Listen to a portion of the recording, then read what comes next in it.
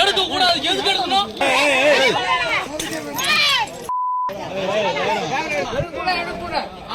ஓட்டு போடுறது நாங்க, குத்துனது நாங்க, நீங்க.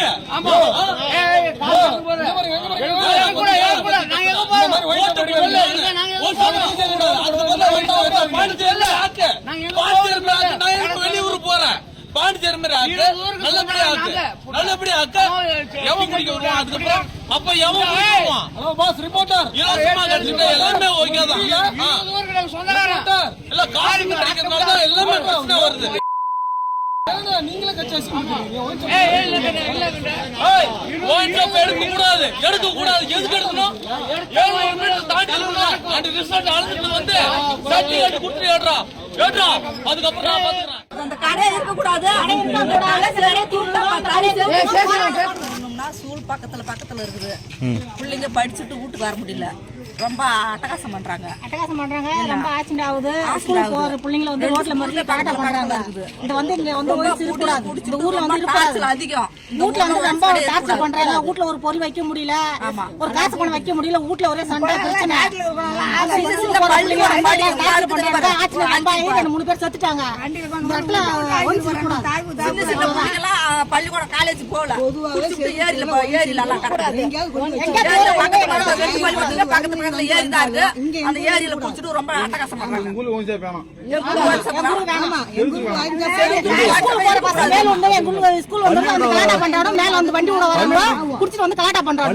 கள்ளக்குறிச்சி மாவட்டம் செருவத்தூர். என் பேர் ஆஸ்வாத. என்ன ஒயன்ஸ் கடை அந்த ஊர்ல இருக்கக்கூடாது. பக்கத்துல பள்ளிக்கூடம். அந்த பள்ளிக்கூடத்துக்கு பிள்ளைங்களுக்கு ரொம்ப பிரச்சனை ஆகுது. பிரச்சனை ஆகிறதுக்கு முன்னாடி பள்ளிக்கூடம் படிக்கிற பசங்களை எல்லாம் குடிக்கிறானுவா. எங்கள் வீட்டை 2 பேர் இந்த குடியை குடிச்சிட்டு எங்கள் பையன் மருந்து குடிச்சிட்டு செத்துட்டான். 5 மாதம் ஆகல எங்கள் வீட்டுக்காரங்களும் செத்துட்டாங்க. இதால் அந்த செருவத்தூருக்கு குடியே இருக்கக்கூடாது, ஒயன்ஸ் கடையே இருக்கக்கூடாது. ஏன்னா நாங்கள் வந்து 1 லட்சம் 10 லட்சம் செலவு பண்ணோம் எங்கள் பையனுக்கு. எங்கள் பையன் பிழைக்கவே இல்லை. என்ன அதே போல் எங்கள் ஆளுக்கு செலவு பண்ணோம், பிழைக்கவே கிடையாது. இந்தமாரி செருவத்தூரில் ஒயன்ஸ் கடை இருக்கக்கூடாது. முக்கியம் அவ்வளோதான் எங்களுக்கு பிரச்சனை. இருக்கிற எங்கள் குடும்பம் அழிஞ்சாலும் இருக்கிற குடும்பம் நல்லா இருக்கணும். படிக்கிற பசங்களேது இன்னும் கொஞ்சம் ஒரு நாள் உயர்ந்து வரணும்.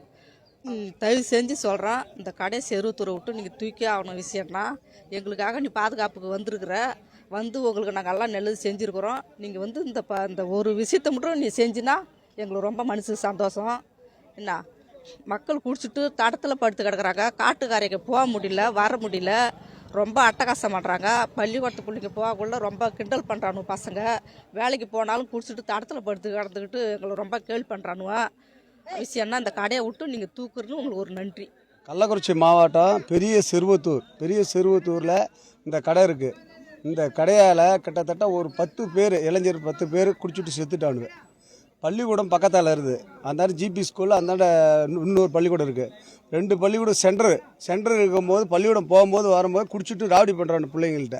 நாங்களும் பஞ்சாயத்து வார்டு நம்பர் தான். நான் இது 5 வருஷமாக மனு வச்சுக்கிட்டு இருக்கிறேன். மனு எழுதி கூட கலெக்டர் ஆஃபீஸ்னு கொடுத்துருக்கேன், எஸ்ஏ ஆஃபீஸ்னு கொடுத்துருக்கேன்.